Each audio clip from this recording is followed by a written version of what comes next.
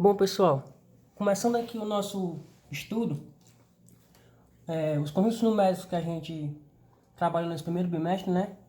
São os conjuntos naturais, os inteiros e os racionais, certo? Como a gente já viu, o conjunto dos números naturais é representado pela letra N, certo? Onde os seus elementos são os seguintes. Muitos livros não consideram o zero, mas a maioria sim, certo? Então a gente vai considerar o zero como elemento do conjunto dos números naturais, certo? Então, do zero até infinito, certo? É o conjunto dos números naturais. Quando nós trabalhamos o conjunto dos números naturais, certo?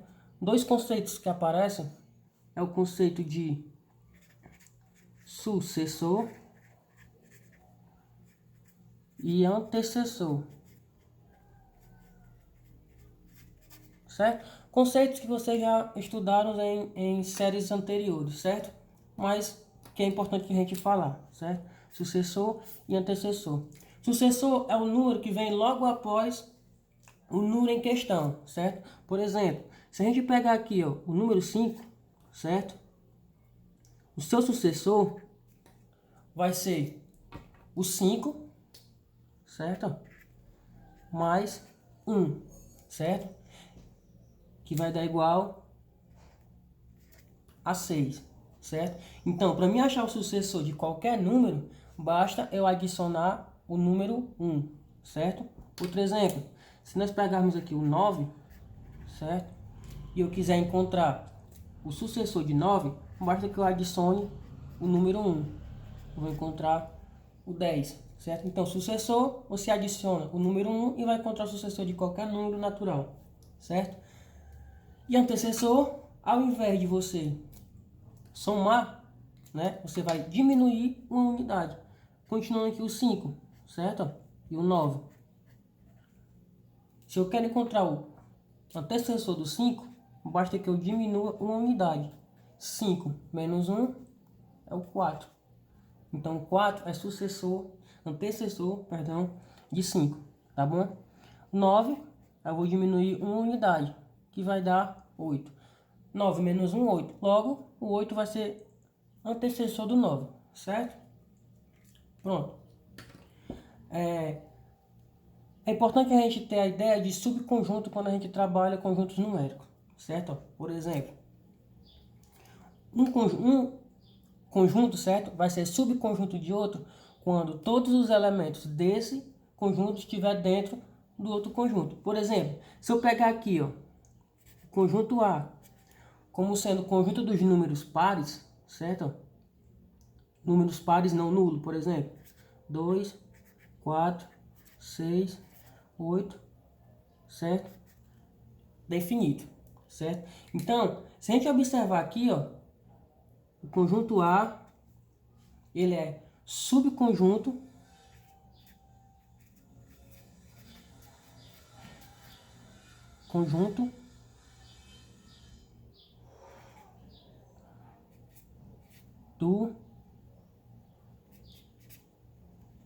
do N, que é os naturais. Porque se a gente observar aqui, o 2, ele está aqui, o 4, ele está aqui, o 6, ele está aqui, o 8, ele está aqui. Todos os números pares, certo? Positivos, obviamente, né? Vai estar dentro do conjunto dos números naturais aqui. Então, o A é subconjunto de N, certo? Ou seja, a gente pode dizer que o A ele está contido no conjunto dos naturais, certo? Esse Czinho aqui, certo? Ele significa, certo? Está contido, tá bom? Que é um dos conceitos que aparece quando a gente trabalha conjunto. É o estar contido e o Czinho cortado, certo? Não está contido, certo? Pronto. Outra ideia de conjunto, certo? Que a gente tem que aprender, outro conceito é de pertence e não pertence. O que é o ezinho. Quando eu quero dizer que um elemento pertence a outro, a um conjunto, eu tenho que usar o ezinho aqui, ó. Por exemplo, se eu pegar aqui o número 5 e colocar o ezinho e os naturais, eu estou dizendo que o 5, certo? Eu estou dizendo que o 5 pertence ao conjunto dos números naturais, tá bom? E quando eu pegar aqui, por exemplo, o menos 5, se eu pegar o menos 5, obviamente, ele não pertence ao conjunto dos números naturais, certo? Então, quando eu disser, eu usar o ezinho cortado, eu estou dizendo que não pertence, ok? Pronto. Então, inicialmente, nós estudamos isso a respeito do conjunto dos números naturais, certo? Ideia de sucessor, antecessor, pertence, não pertence, certo? E o próximo conjunto que nós estudamos, o conjunto dos números inteiros, certo? O conjunto dos números inteiros, certo? Ó, aqui, ó, representado pela letra Z, certo? Ele é composto, ó, se você observar, pelos números naturais, ó, certo? Ó, aqui, ó, o 0, 1, 2, 3, todos os naturais, certo? Então, é correto eu dizer que o N está contido no Z. Por quê? Porque se eu observar aqui, ó, pessoal, todos os elementos do N tá dentro do conjunto dos números inteiros, certo? E quando eu digo quando todos os elementos de um conjunto está dentro de outro conjunto, certo? Quer dizer que esse primeiro conjunto é subconjunto do segundo conjunto, certo? Então, o N ele é subconjunto do Z, que é o conjunto dos números inteiros, certo?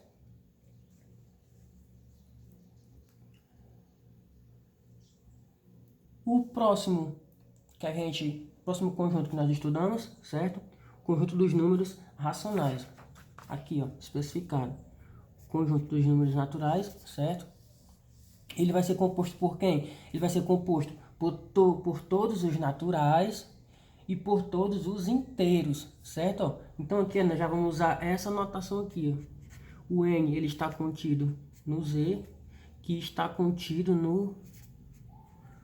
nos racionais, que é representado pela letra Q. Ou seja, os racionais, ele é todo número que pode ser escrito na forma de fração, certo?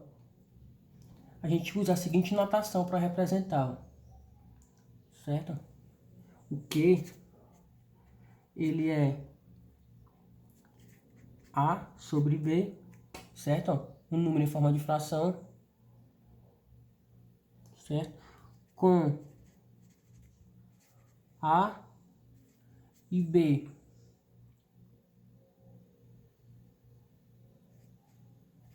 sendo números inteiros,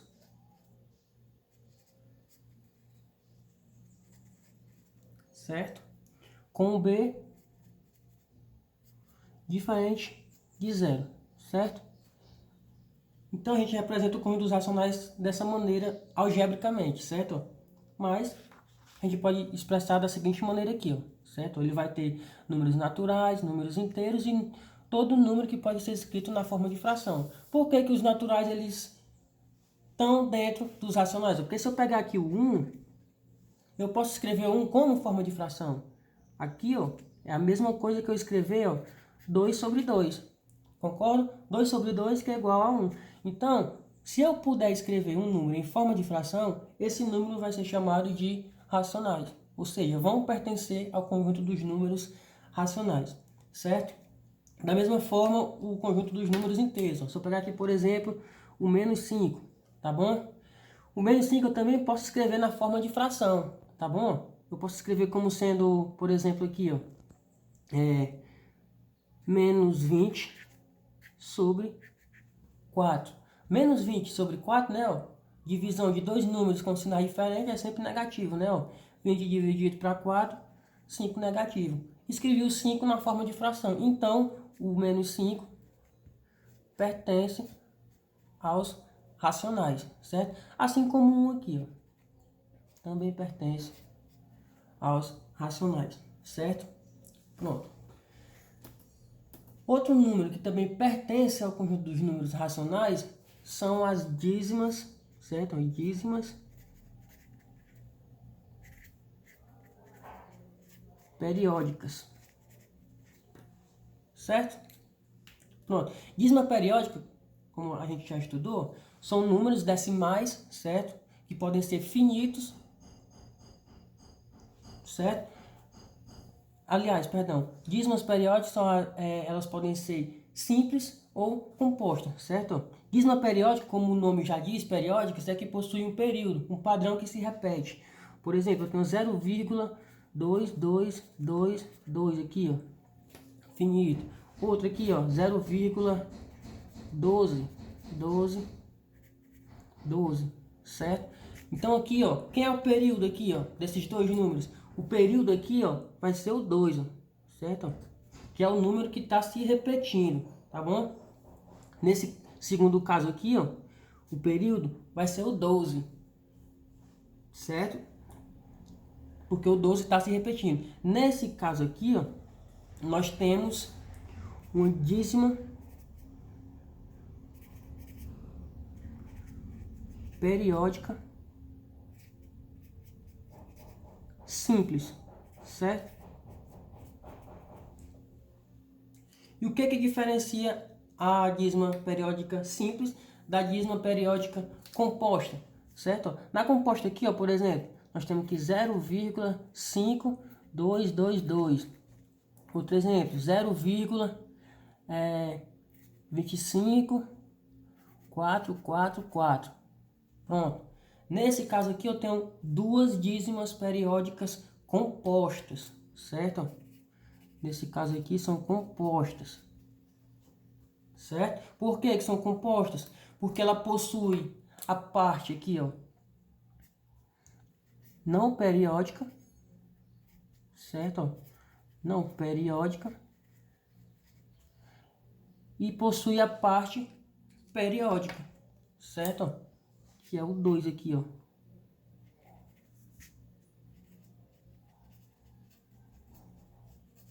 Certo? Então, na dízima simples, eu possuo apenas o período que se repete. Na dízima composta, eu tenho a parte não periódica, que é o número que não se repete, e tenho a parte periódica, que é o número que se repete, certo? E nós estudamos que é possível a gente transformar essas dízimas em frações, ou seja, encontrar a fração geratriz de cada dízima, certo? Que é o que a gente vai ver agora. Primeiro, vamos pegar aqui dízimas simples, certo? Vou colocar aqui, ó. Pronto, simples, tá bom? Vamos pegar aqui como exemplo 0,2222, certo? Esse número aqui, pessoal, também posso escrever da seguinte maneira, 0,2 barra. Esse barra aqui em cima, ele está me dizendo que o 2 é o número que se repete, certo? Pronto, então são equivalentes. Então, para a gente achar a fração geratriz desse número aí, certo? A gente vai fazer uma fração, certo? Aqui, ó.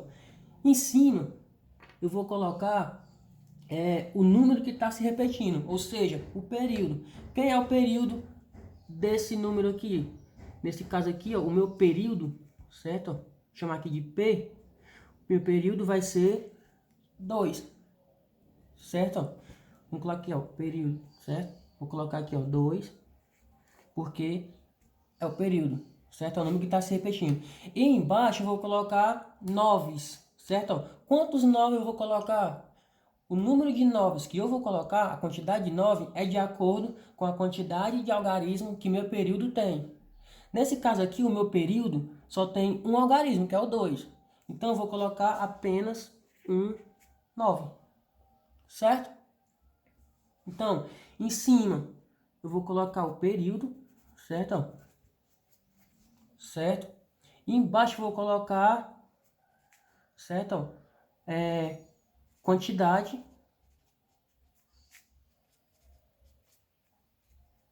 de 9 é a mesma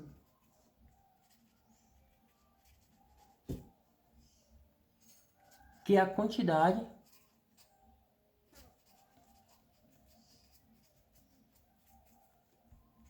de algarismos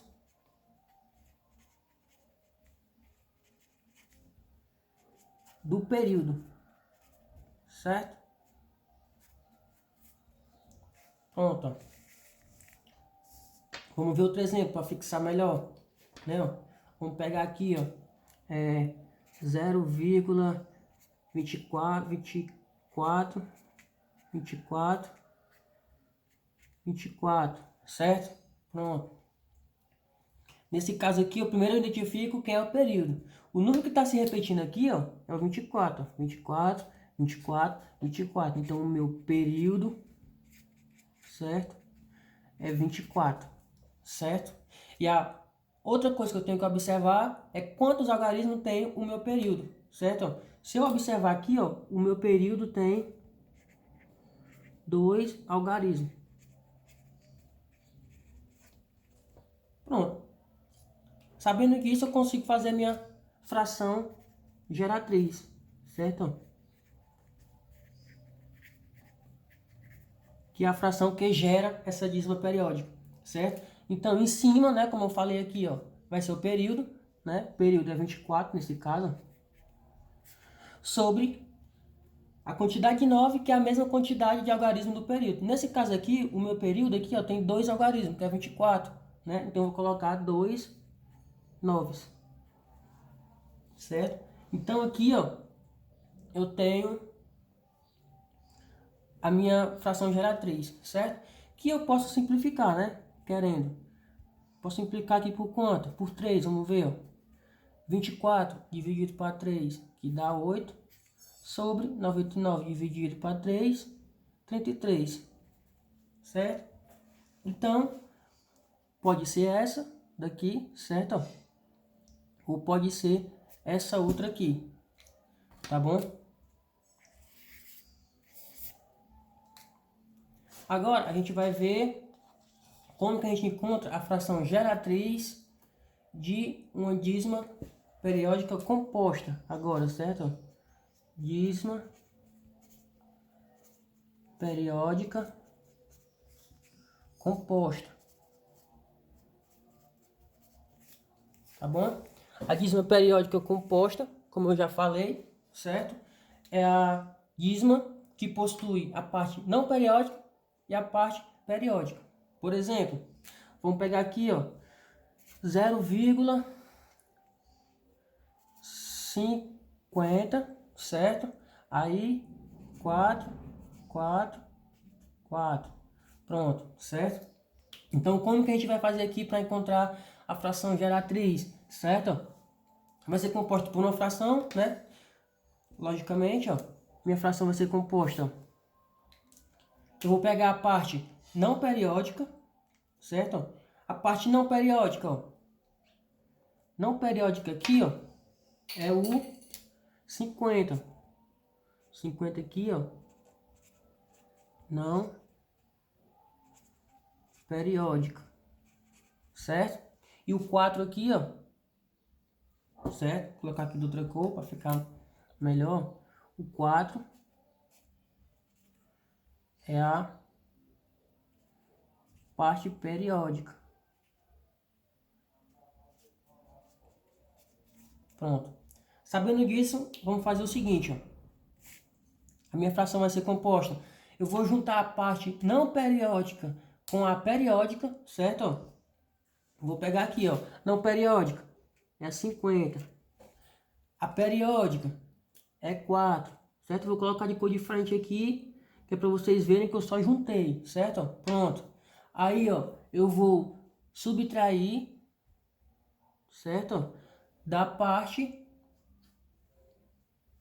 não periódica, certo? A parte não periódica que é o 50, certo? Então, o 50 vem para cá, ó. Pronto, certo? E embaixo, professor, eu coloco o quê? Embaixo eu vou colocar 9 e vou colocar 0, certo? A quantidade de 9, ó. 9. A quantidade vai ser a mesma coisa lá, ó. Quantidade igual a quantidade de algarismos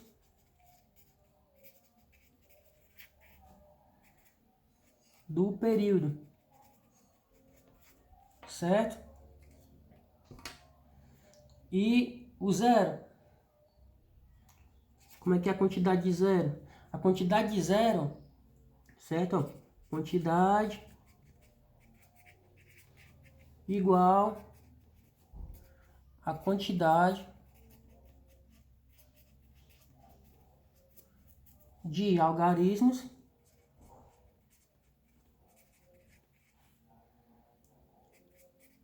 da parte não periódica, certo? Pronto. Então, em cima, né, ó, já coloquei, ó, juntei a parte não periódica com a parte periódica menos a parte não periódica, certo?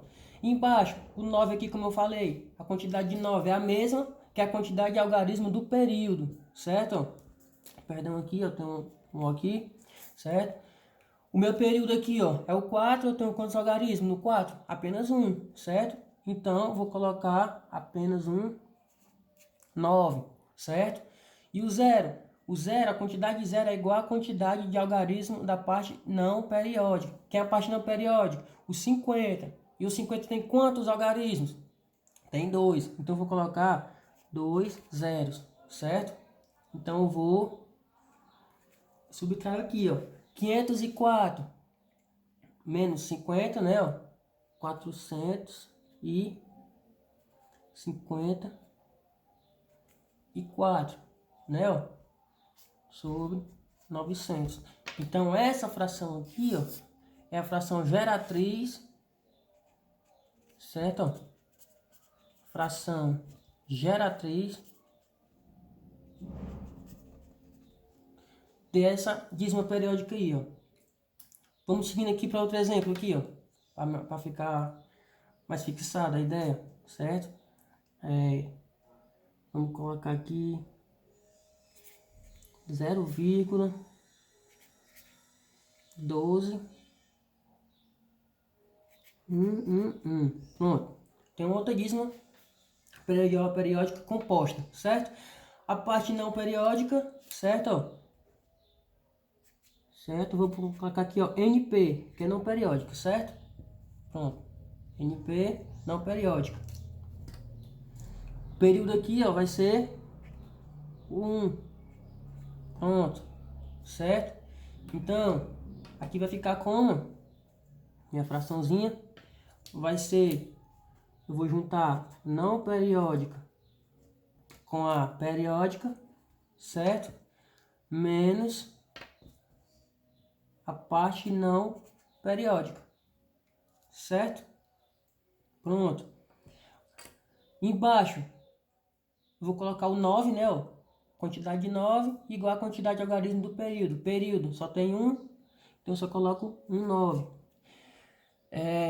O zero de acordo com a quantidade da parte não periódica. Quantidade de algarismo. A parte não periódica é 12. O 12 tem dois algarismos, ó, 1 e o 2. Então é 2 zeros. Pronto. Então basta substituir aqui em cima agora. Parte não periódica, 12, né? Ó, colocando aqui, ó. Parte periódica, o 1. Menos. Parte não periódica, que é 12, né? Ó. Sobre 900, certo? Diminuindo aí, eu tenho quanto? 121 menos 12, eu tenho 109, né? Igual a 109, certo? Então, essa fração aqui, ó, é fração geratriz, certo? Dessa dízima aqui, ó, certo? Então, é isso que vocês têm que fazer para